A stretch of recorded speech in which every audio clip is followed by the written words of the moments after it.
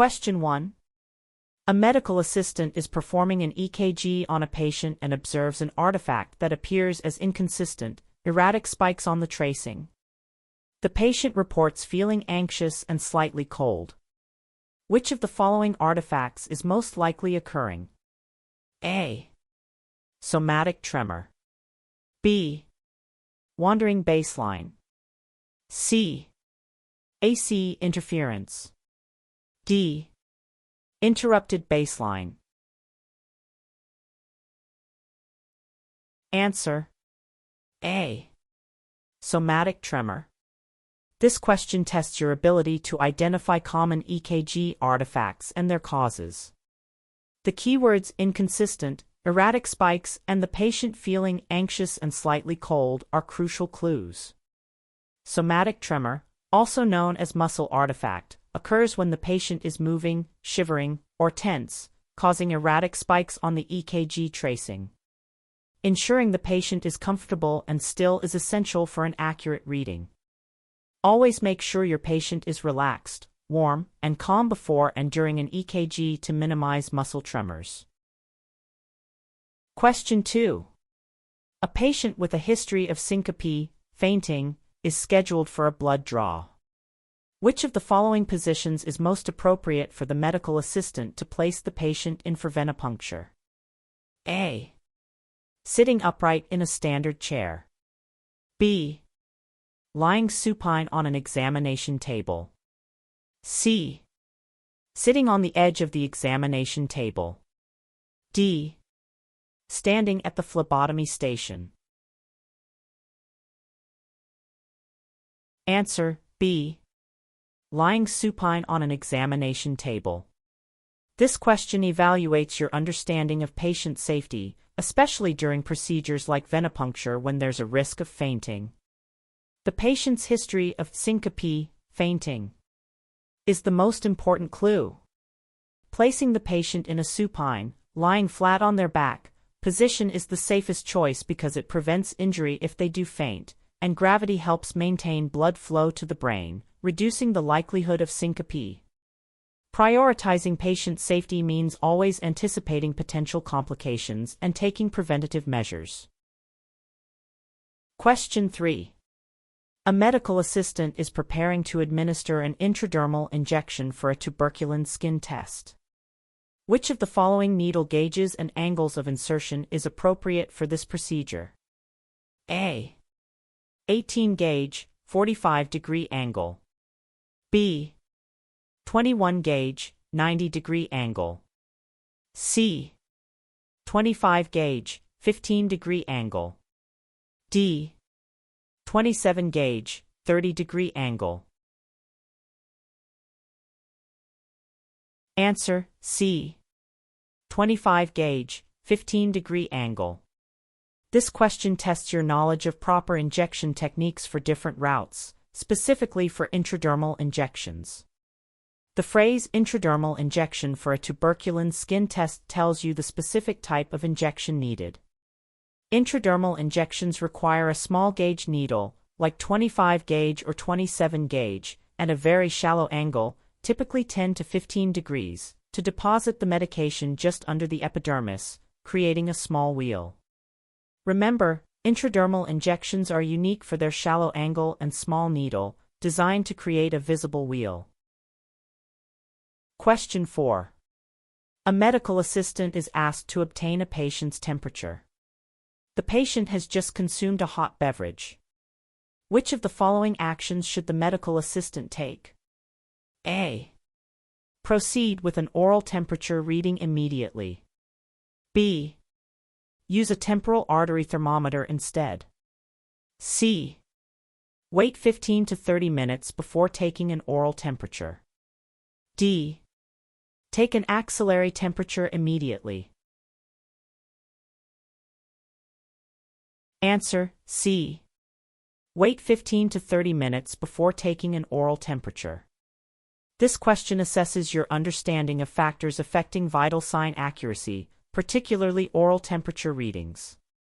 The key information is that the patient just consumed a hot beverage, which will artificially elevate an oral temperature reading.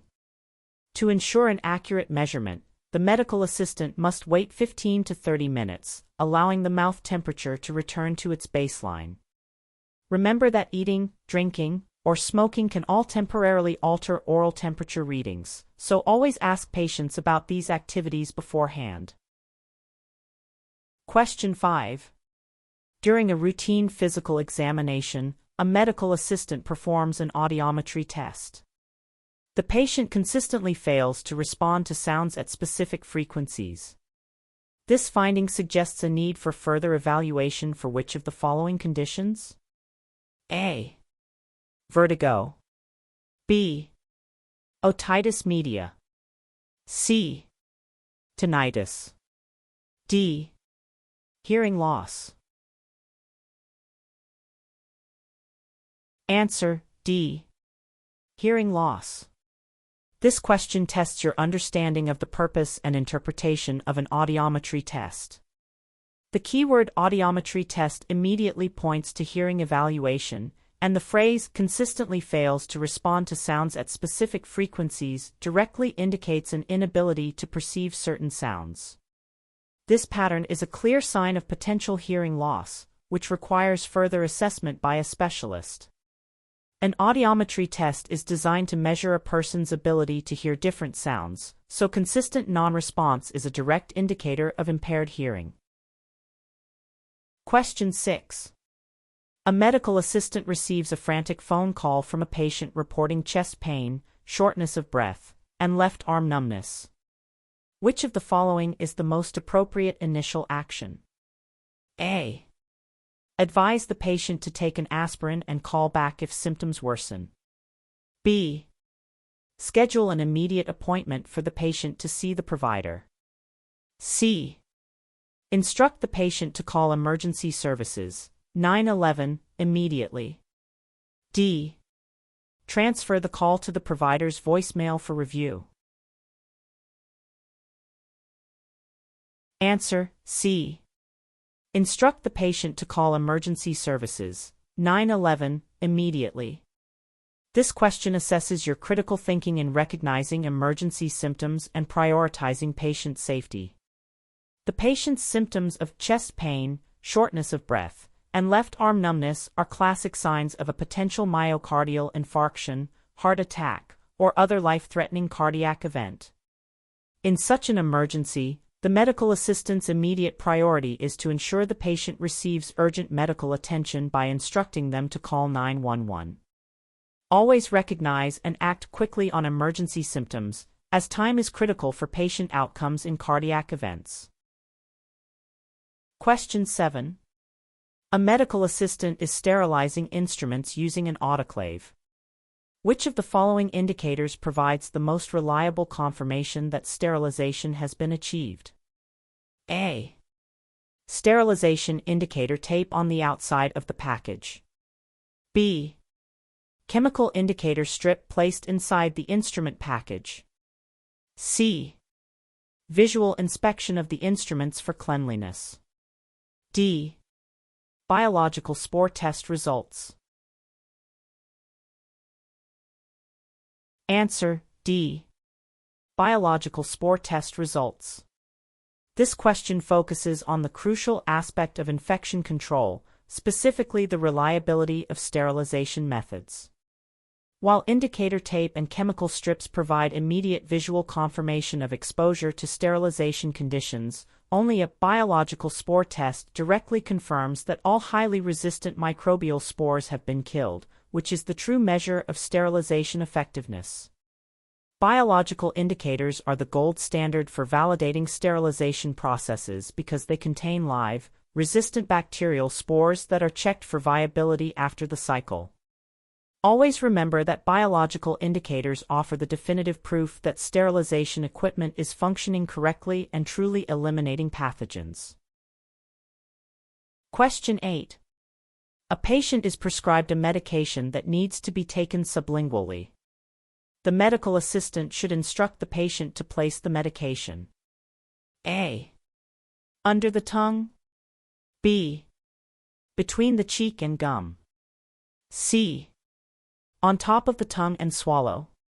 D. In the nostril. Answer: A. Under the tongue. This question tests your understanding of different routes of medication administration and corresponding patient education. The term sublingually is the key clue, directly meaning under the tongue. This route allows the medication to be absorbed quickly into the bloodstream through the blood vessels under the tongue, bypassing the digestive system. Explaining the correct placement ensures the patient receives the medication as intended for optimal effect.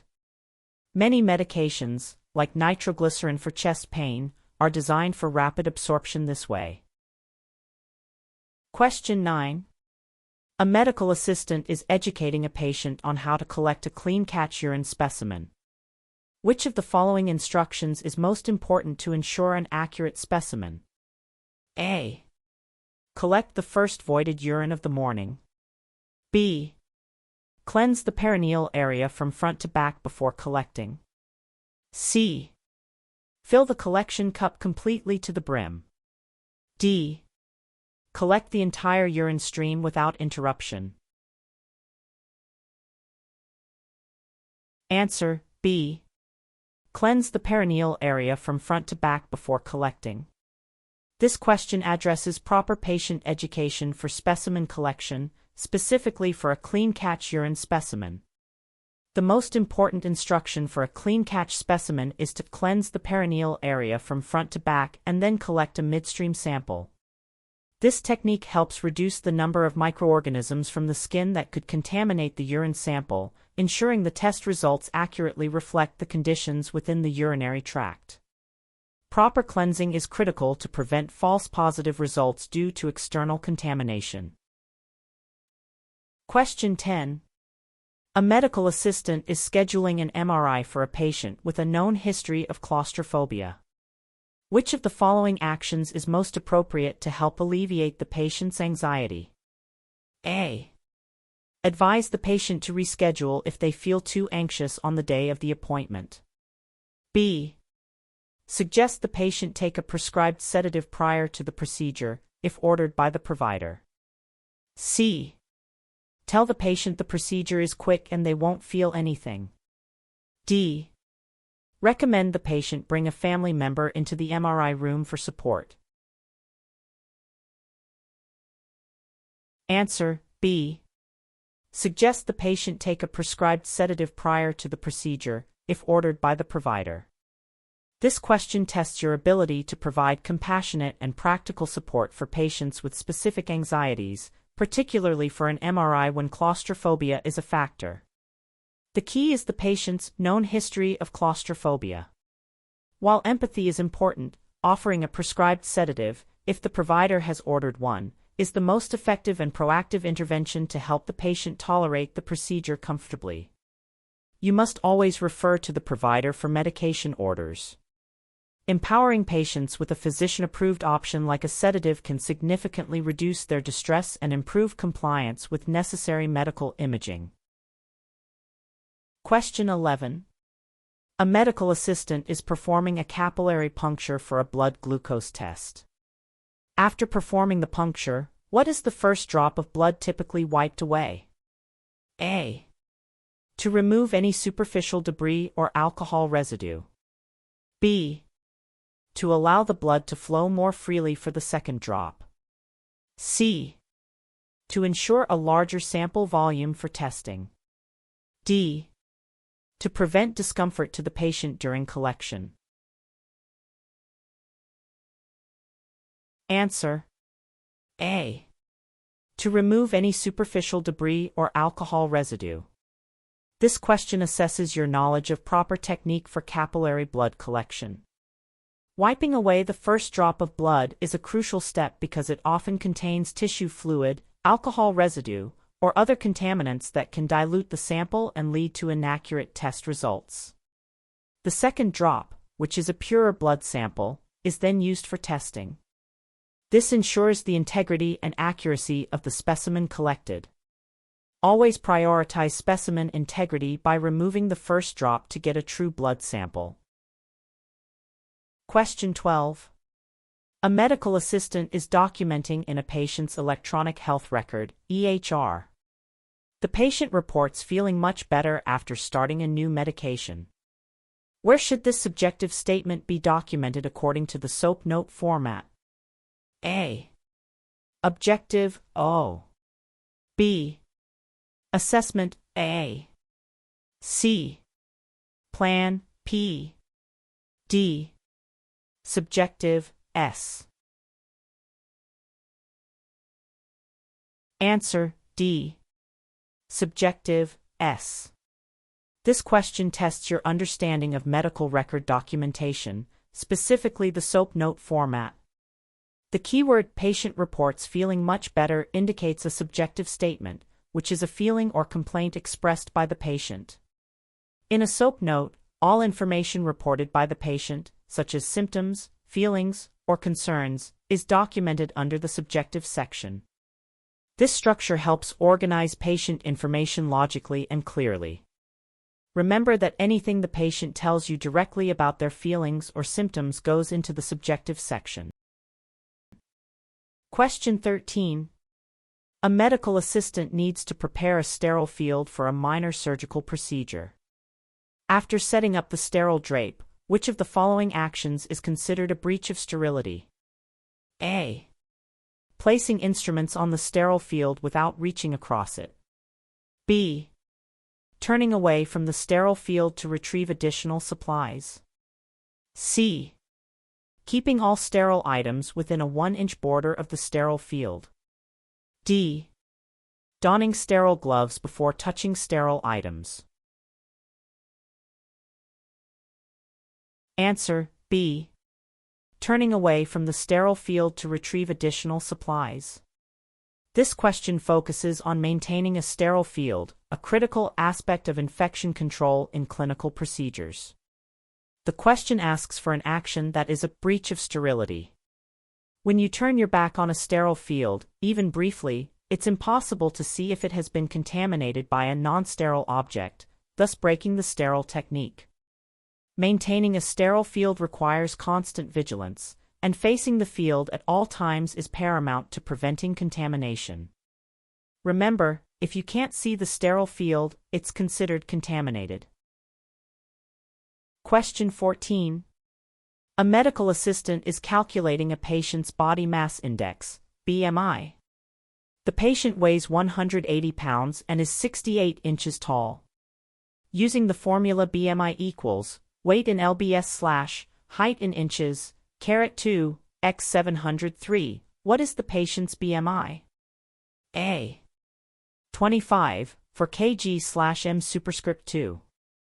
B. 27 3 kg/m superscript 2. C. 28 6 kg/m superscript 2. D. 29 9 kg/m superscript 2. Answer, B. 27 3 kg/m superscript 2. This question tests your ability to perform basic medical calculations, specifically for body mass index. The provided formula, BMI equals weight in lbs/ height in inches, 2 x 703, is essential. First, calculate 68 inches, 2 equals 4,624. Then, divide 180 pounds by 4624, which is approximately 0.038927. Finally, multiply this by 703, resulting in a BMI of approximately 27, 36 kg/m superscript 2, which rounds to 27, 3 kg/m superscript 2. Always ensure you follow the order of operations when performing calculations to get the correct result. Question 15. A patient calls the clinic stating they have a rash and wants to know if they can get a refill for a prescription they used last year for a similar rash. Which of the following is the most appropriate response from the medical assistant? A.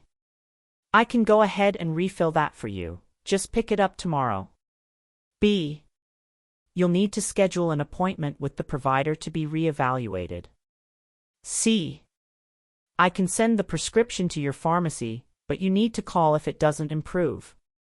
D. The provider can call in the refill without seeing you if you describe the rash to me. Answer B. You'll need to schedule an appointment with the provider to be re-evaluated. This question tests your understanding of medication refill protocols and the scope of practice for a medical assistant. The key is that the patient has a rash and wants a refill for a prescription they used last year for a similar rash. A medical assistant cannot authorize medication refills, especially when symptoms are present that require a current diagnosis and assessment by a licensed provider. It's crucial that the provider evaluates the patient to ensure the correct diagnosis and treatment plan for the current condition. Always remember, medical assistants cannot diagnose or prescribe medications. A new evaluation is necessary for new or recurring symptoms. Question 16. A medical assistant is preparing a patient for a Holter monitor application. Which of the following instructions should be given to the patient regarding showering or bathing? A. You can take quick showers, but avoid submerging the monitor. B. You will need to avoid showering or bathing for the entire monitoring period. C. It's safe to take a bath, but keep the monitor above water. D. Disconnect the leads before showering and reattach them afterward. Answer B. You will need to avoid showering or bathing for the entire monitoring period. This question assesses your knowledge of patient education for specific diagnostic procedures, particularly the Holter monitor. A Holter monitor is a portable device that continuously records the heart's electrical activity, and it cannot get wet. Patients must be instructed to avoid showering or bathing for the entire 24 to 48-hour monitoring period to prevent damage to the device and ensure continuous data collection. Proper patient education is vital for the successful completion and accuracy of diagnostic tests. Question 17. A medical assistant observes a colleague consistently failing to wear gloves when cleaning up spills of bodily fluids, despite clinic policy. Which of the following is the most appropriate action for the medical assistant to take? A. Discreetly remind the colleague of the clinic's policy and the importance of wearing gloves. B. Report the colleague's behavior immediately to the office manager or supervisor. C.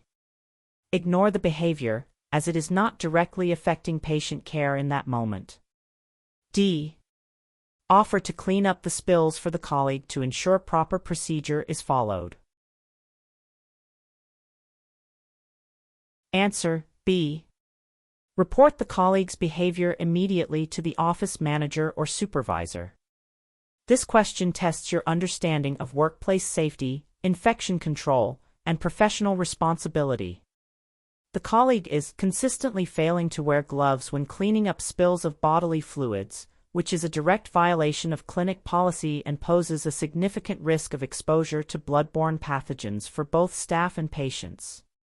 This is not a minor infraction, so the most appropriate action is to report the behavior to a supervisor to ensure the policy is enforced and safety is maintained for everyone. Protecting the health and safety of all individuals in the clinic is a primary responsibility. Question 18. When performing a venipuncture, a medical assistant notices that the needle has punctured completely through the vein. Which of the following is the most appropriate action? A. Withdraw the needle and try again in the same location. B.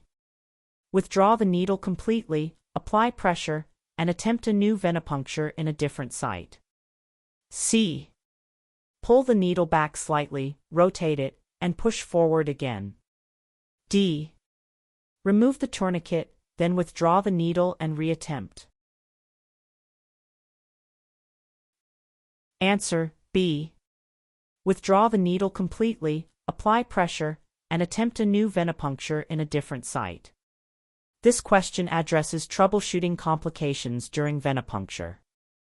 If the needle has punctured completely through the vein, continuing to manipulate the needle in the same spot will only cause more trauma, pain, and potentially a hematoma. The correct action is to remove the needle entirely, apply firm pressure to prevent bruising, and then attempt the venipuncture at a completely new site. Always prioritize patient comfort and safety by discontinuing an unsuccessful draw and trying a fresh site. Question 19. A medical assistant is preparing to perform an arterial blood gas (ABG) collection. Which of the following tests should be performed prior to the ABG to assess collateral circulation? A. Allen's test. B. Romberg test. C. Weber test. D. Snellen test. Answer: A. Allen's test. This question tests your specific knowledge of preparatory procedures for an arterial blood gas collection. The keyword ABG collection, combined with assess collateral circulation, should immediately bring to mind the Allen's test. The Allen's test is performed on the radial artery to ensure that the ulnar artery can provide adequate blood flow to the hand if the radial artery is damaged during the ABG procedure.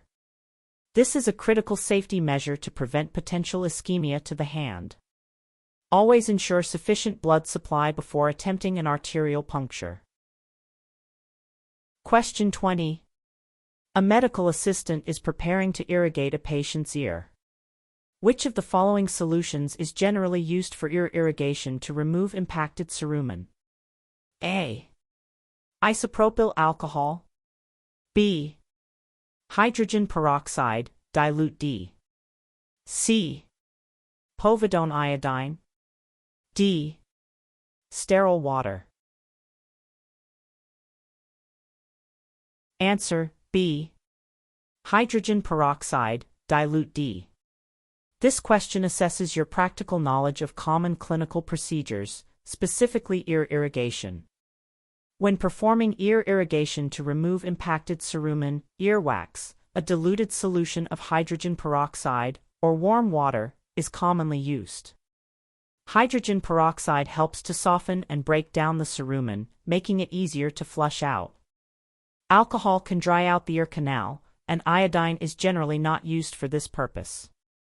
Always use a solution that is safe and effective for dissolving earwax, and ensure it is body temperature. Question 21. A patient presents for a follow-up appointment after starting a new antihypertensive medication. The medical assistant takes the patient's blood pressure and records 118/76 mmHg. The patient reports feeling a little lightheaded sometimes. Which of the following is the most appropriate next step for the medical assistant? A. Immediately notify the provider of the patient's symptoms. B. Reassure the patient that the blood pressure reading is normal. C. Advise the patient to stop taking the medication for a few days. D. Document the findings and proceed with other scheduled tasks. Answer: A. Immediately notify the provider of the patient's symptoms. This question tests your ability to identify and escalate potentially significant patient symptoms, especially concerning medication side effects. While a blood pressure of 118/76 mmHg is within a normal range, the patient's report of feeling a little lightheaded sometimes after starting an antihypertensive medication is a crucial red flag. Lightheadedness could indicate orthostatic hypotension, a drop in blood pressure upon standing, or that the medication dosage is too high, and the provider needs to evaluate these symptoms. Always prioritize patient safety by communicating any concerning symptoms or medication side effects to the provider without delay. Question 22. A medical assistant is preparing to perform a venipuncture on an elderly patient with fragile veins. Which of the following venipuncture techniques or equipment is most appropriate to prevent vein collapse? A. Using a large gauge needle, e.g., 20G. B. Applying the tourniquet tightly and leaving it on for an extended period. C. Using a smaller needle gauge, e.g., 23G butterfly, and decreasing the angle of insertion. D. Performing a deep puncture to ensure vein penetration. Answer: C. Using a smaller needle gauge, e.g., 23G butterfly, and decreasing the angle of insertion. This question tests your adaptation of venipuncture techniques for challenging patient populations, specifically elderly patients with fragile veins. Fragile veins are prone to collapsing under the vacuum pressure of a standard collection tube or being punctured through. Using a smaller needle gauge, e.g., 23G butterfly, reduces the risk of vein trauma and collapse, and at decreasing the angle of insertion further minimizes the chance of puncturing through the delicate vein. Always adapt your technique and equipment to the individual patient's vein condition to ensure a successful and safe blood draw. Question 23. A medical assistant is performing a glucose tolerance test, GTT. After the patient drinks the glucose solution, how often should blood samples typically be collected? A. Every 15 minutes for 1 hour. B. Every 30 minutes for 2 hours. C. Every hour for 3 hours. D. At the 1 hour and 2 hour marks. Answer: D. At the 1 hour and 2 hour marks. This question assesses your knowledge of specific laboratory test protocols, particularly for a glucose tolerance test. For a glucose tolerance test, GTT, after the initial fasting blood draw and glucose solution ingestion, blood samples are typically drawn at specific intervals, most commonly at the 1 hour and 2 hour marks to monitor how the body processes sugar. Some GTTs may involve additional draws, but these are the standard and most critical time points for diagnosis. Understanding the precise timing for lab tests is essential for accurate diagnosis and patient care. Question 24. Which of the following pieces of personal protective equipment, PPE, is essential when assisting a provider with a procedure that may generate splashes or sprays of bodily fluids? A. Goggles or a face shield. B. Sterile gloves. C. A surgical cap. D. A N95 respirator mask. Answer: A. Goggles or a face shield. This question tests your understanding of appropriate personal protective equipment, PPE, based on potential exposure risks. The key phrase, may generate splashes or sprays of bodily fluids, highlights the risk to the eyes and face. In such scenarios, goggles or a face shield are essential to protect the mucous membranes of the eyes, nose, and mouth from contamination. While other PPE might be needed for the procedure, eye and face protection is specifically for splashes. Always choose the PPE that directly protects against the identified hazard. Question 25. A medical assistant is providing instructions to a patient on collecting a 24-hour urine specimen. Which of the following instructions is most critical to ensure an accurate collection? A. Discard the first voided urine specimen of the collection period. B. Keep the collection container refrigerated or on ice throughout the entire period. C. Collect all subsequent urine samples, including during bowel movements. D. Drink extra fluids during the 24-hour period to ensure sufficient volume. Answer: B. Keep the collection container refrigerated or on ice throughout the entire period. This question assesses your knowledge of detailed patient instructions for specific lab tests, like a 24-hour urine collection. The most critical instruction for a 24-hour urine specimen is to keep the collection container refrigerated or on ice. This is vital because it prevents bacterial growth and the degradation of analytes, substances being measured in the urine, which could alter the test results and lead to an inaccurate diagnosis. Proper storage is paramount to preserving the integrity of the sample. Remember, maintaining the stability of the specimen is key for accurate results in timed urine collections.